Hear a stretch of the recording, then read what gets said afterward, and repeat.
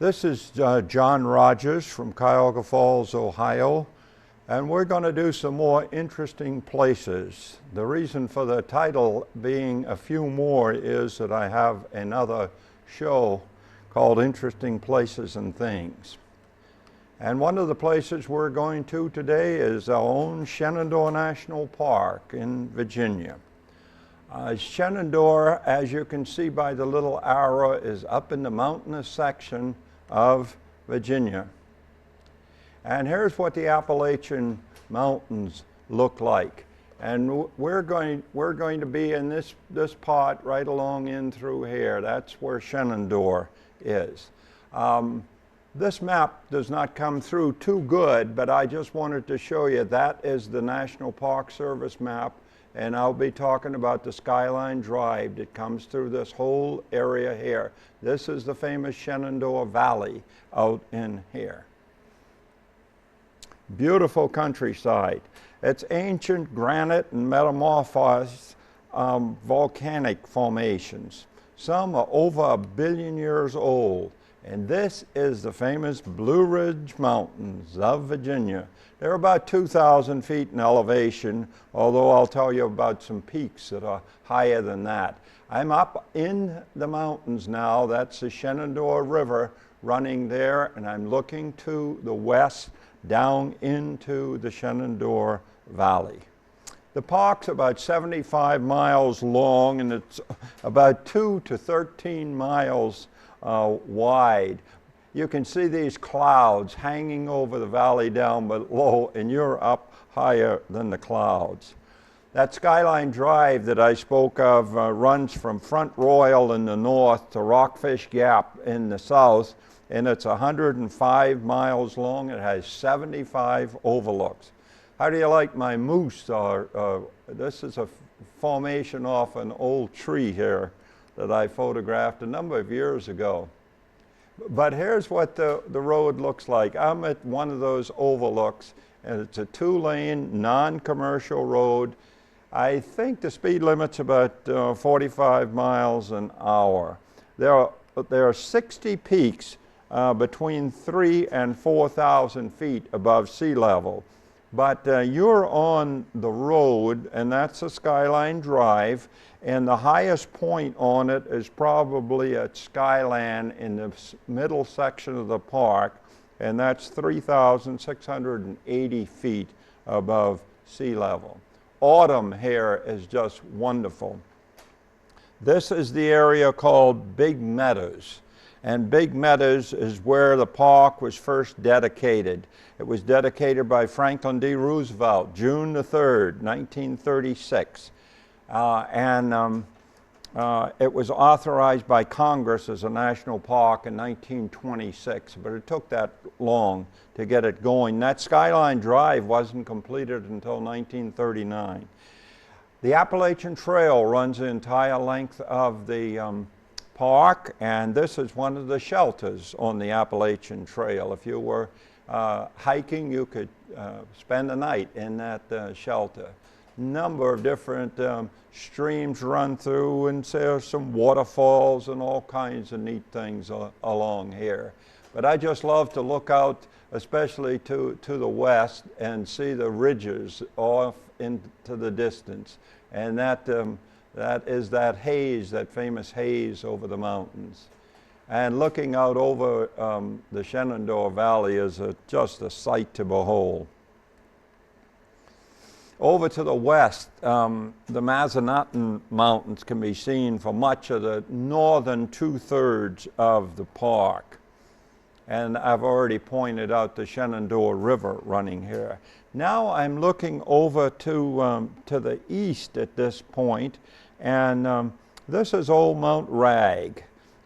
This is one of the neat and very ancient mountains in the park. And it's autumn.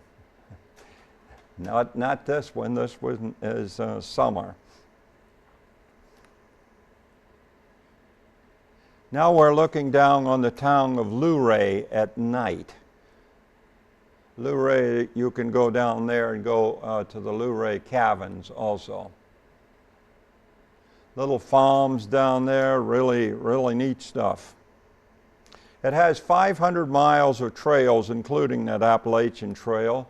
There are 100 species of trees and 200 species of birds. And you see, you're looking at some deer here. These are the Virginia whitetails. The biggest problem in recent years is the gypsy moth. Oaks have been destroyed in large number. Now, before the dominance of those oaks, the American chestnut was king, and then chestnut blight knocked all of that species out. The Appalachian Mountains were once part of a sea bottom. That old rag, the granite mountain that I told you about, it's about 1 to 1.5 billion years old, and it was formed of molten magma far below the Earth's surface, and then all sorts of things came about to show it to you like it is today. This is evidence of gypsy moth damage. Most of those are oaks, and they're dead as a doornail. They were defoliated 3 times, and they can't stand any more than that. Redbud in the springtime, just beautiful. This is why I like the overlooks here so much. You can look down and see the farms and all, especially into the valley. That's my wife walking ahead of me on the Appalachian Trail. As I mentioned, it goes the full length of Shenandoah National Park. And if you look very closely, you can see Old Stone Man. Here's his nose and here's his eyes. And then you can go on top of Old Stony Man and look back. I'm on the top now, I'm looking back, and this is the Skyline Drive going north. And this whole park that you're looking at is only 300 miles from our area, so it's easy to get to. It gets a little crowded in the summertime, but there are lots of other times to see it. And then we'll bid farewell to it with a lovely sunset that I took one time down there. Just hit it right. And we're going out west now. We're going out and see some of the dinosaur lands. We'll start here in New Mexico, and that's where we will see the tracks of the dinosaurs. And then we'll go up here and we will see the bones, the actual bones of the dinosaurs. That one in New Mexico is Clayton Lake State Park in northeastern New Mexico. This is the Rabbit Ears Mountain. That's named after an Indian chief. And as we're going out to Clayton State Park, you see all kinds of interesting things. There's one of the famous road runners. I've never heard one of them go beep beep yet, but they do run.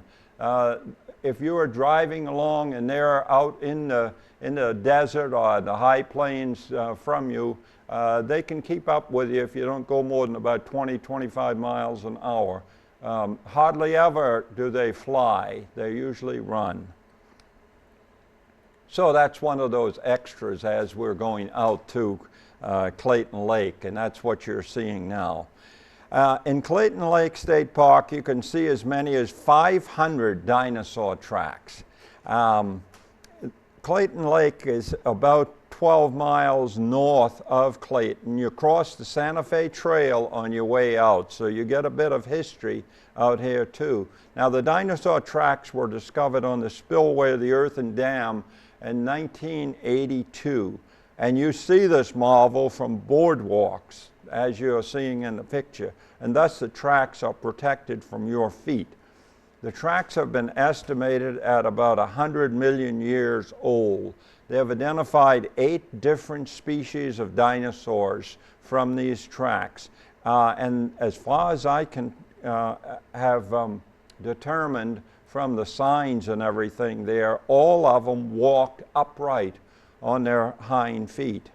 And I'll just show you some. You can see, if you wait there and see the different shadings as the sunlight moves, you can see at least 500 dinosaur tracks during the day. And quite often you can see where the animal, not just a single track, you can see where the animal has walked. And all of these are dinosaur tracks. Now, not all of those, some of that is mud formation, but dinosaur tracks through all of this stuff. Really, really quite a place to go if you're into dinosaurs. So you can see where that one has actually moved.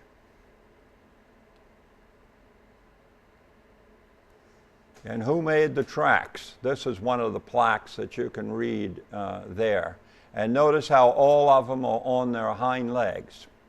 Well, in the upper right-hand corner, they appear to be walking on all four. Here's a good set of tracks here. You can see a sharp toe there. And here is one last one as we move over to Dinosaur National Monument. And that's where we will be looking at the bones of them. Whoops, I have a few more here than I thought. The sharp toes there that you can see.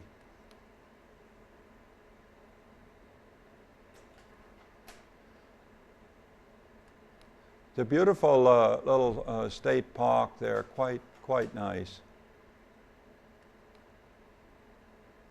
And now we move up to the Dinosaur National Monument. This, the pictures will be in Utah, but it has, I'm going to show you the canyon country also, but it's called Dinosaur National Monument, Utah and Colorado. And that is the Green River that flows through this beautiful monument. This is canyon country. A lot of red rock, and there's a pronghorn, an antelope for you. But to see all these bones, you come into this place. It's called the Dinosaur Quarry, or the Visitor Center. And the cliff was uplifted in the Great Rocky Mountain uplift, and it is loaded with dinosaur bones. Now, this is from a postcard because I wanted to show you the men still working, uncovering the bones. What they did, this is called bringing them up in high relief. They found them, removed the bones from about the rock from about 2/3 of the bone, and left the bone right where they found it. But look at the size of those men and look at the size of those bones. Now, the dinosaur bones are in Utah, as I said, and they're in the Morrison Formation of the Jurassic Age. Yeah, that Jurassic Age you've heard a good bit about lately. That's from about 140 million years ago. Right in this area, dinosaur habitat developed in about 145 million years ago. So there were lots of dinosaurs through here. Now, I'm back to my own pictures here, and you can see quite a few bones in this picture. How did they get here? How did these bones get here? They think that carcasses and bones washed onto a sandbar by the force of floodwaters. And the layer with the bones is not very thick, but much sediment, as much as 5,000 feet of sediment piled on top. And then the rock squeezed and tilted during that Rocky Mountain uplift. And after that, rain, frost, gravity exposed the bones. And there are lots and lots of bones, believe me. There are 14 species of dinosaurs have been identified among these bones. But at least one more, previously unknown, was found out in the monument. And it was later brought in by helicopter, and they have been working on it. They also found crocodile and turtles from the same time period here at Dinosaur National Monument. In 1953, work was started in the quarry, in the Visitor Center, to outline those bones. They think that work is now finished. The last time I was there, nobody was working on the bones. In the time before this became part of the National Park System, a number of dinosaur skeletons were removed, whole skeletons. You can see them in Pittsburgh, Washington, D.C., and there's one at the Denver the Denver Natural History Museum. The largest taken out was 84 feet long, and the smallest was 6 feet long. Still looking at bones there as you can see them.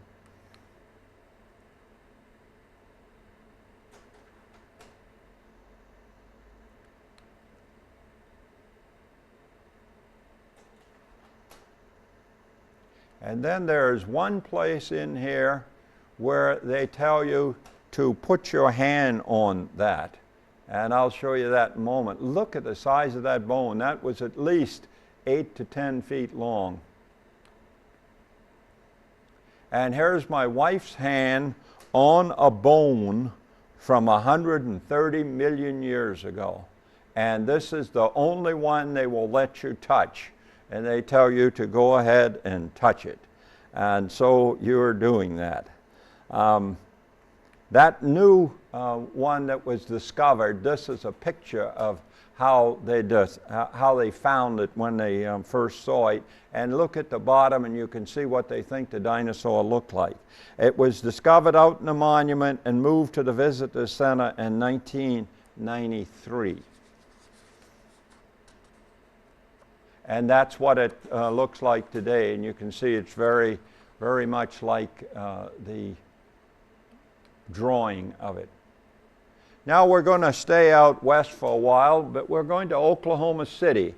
In Oklahoma, if you'll notice the little red arrow there, that's approximately where Oklahoma City is, the Cowboy Hall of Fame.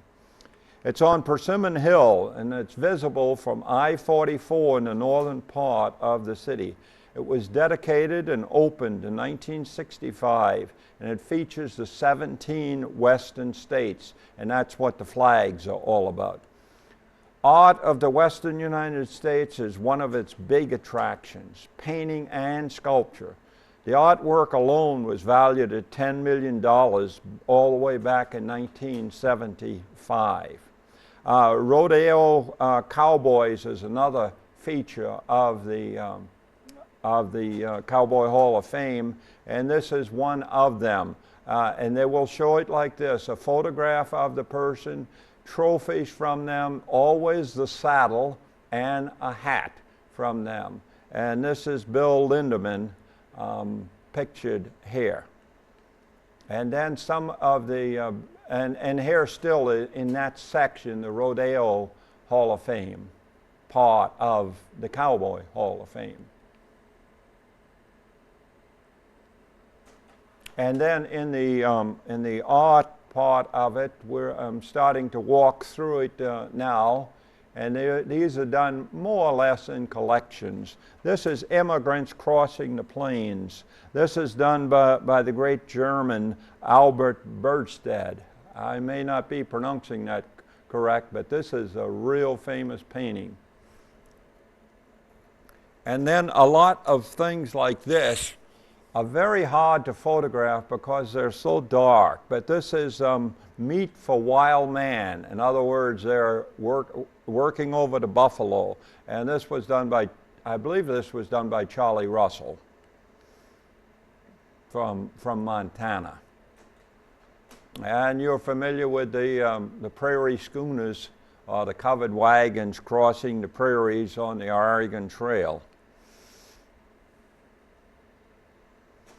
Indians fighting the cavalry. This was done by Charlie Russell.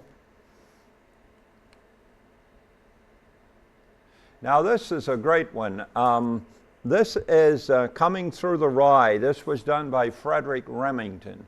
Frederick Remington would go out west, do his sketching and write down about the colors and all, and then he'd go back to his workshop in Ogdenburg, New York, right on the St. Lawrence Seaway, and put it all together there. This is the small version of Coming Through the Rye, but you can go outside at the Cowboy Hall of Fame and see a full-size version of Coming Through the Rye. Full-size horses and men. Really, really something to see. back inside again. This is the horse drinking from the Stetson. And this man, I don't know how to pronounce his name. I'll call him Charles Shrevogel. But this is a famous old thing, the cowboy taking care of his horse. And these are pioneers heading west, the man and woman on the wagon. A beautiful painting, very detailed, probably very true to life. And this is our old friend Theodore Roosevelt, a bust of him there.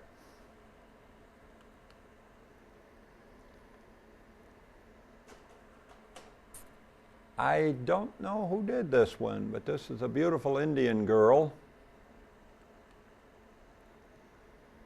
And then we go over into this place, which is the Payne Kirkpatrick Memorial.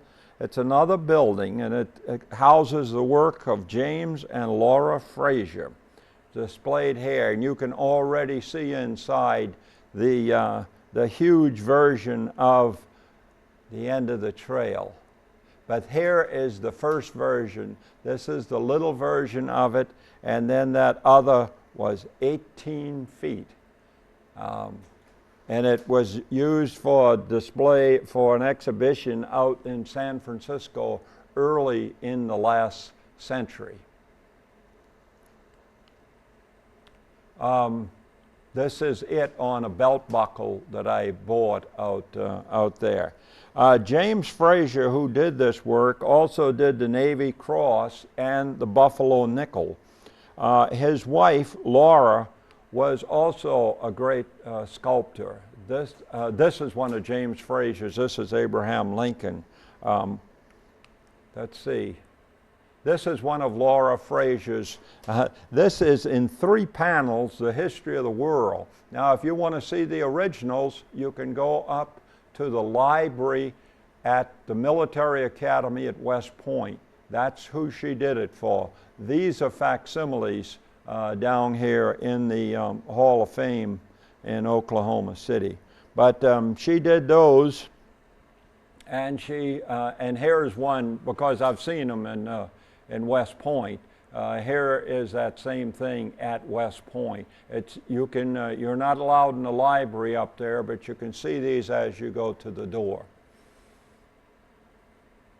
And this is Buffalo Bill Cody. I have you outside now. Laura Frazier, incidentally, also did the one that's called the Oklahoma Run, which is a great panel, and that's when they opened up the Oklahoma Territory. We aren't going too far away now. We're just going over to Natchez, Mississippi.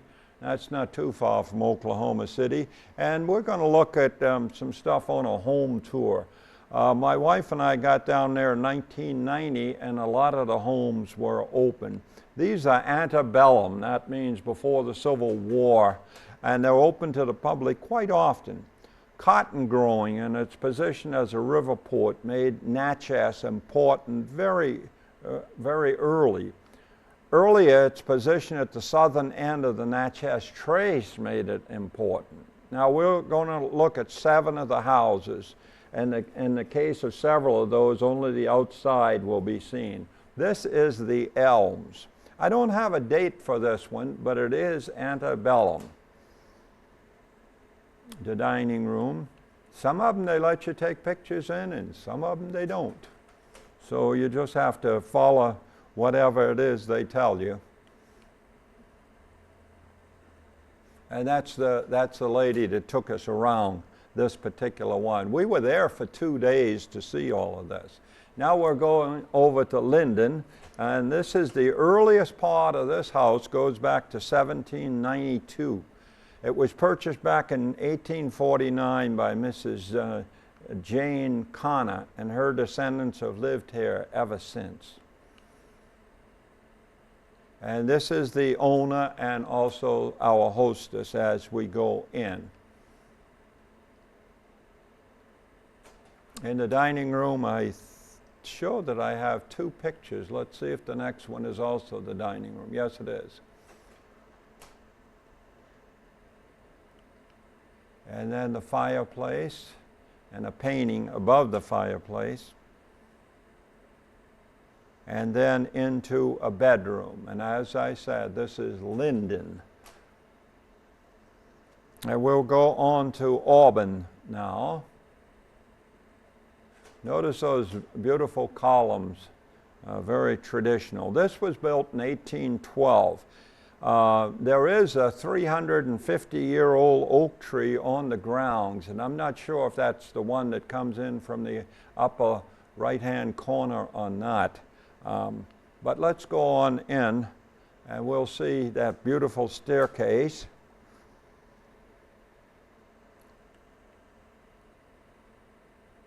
And this is called the music room.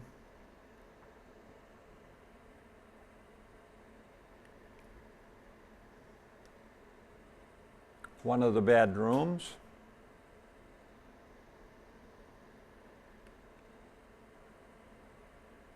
And here is that staircase from up above.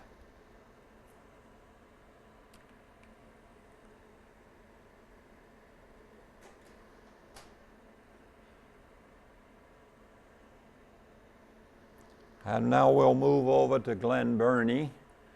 I don't have a date on Glen Burnie, and we don't see actually too much of Glen Burnie. But here is the dining room again. You're seeing a lot of dining rooms here. They usually have enough light in the dining room that you can photograph. Here is the family room, they call this. And the family room is also the music and the library room. And then I thought the back of the house looked as interesting as the front. So that's what you're seeing there as we move over to Dunleith. Dunleith is a Greek revival built in 1856. And I've never actually been into Dunleith, but I got this wonderful picture through the gates the last time I was in Natchez. So I thought that was worth showing.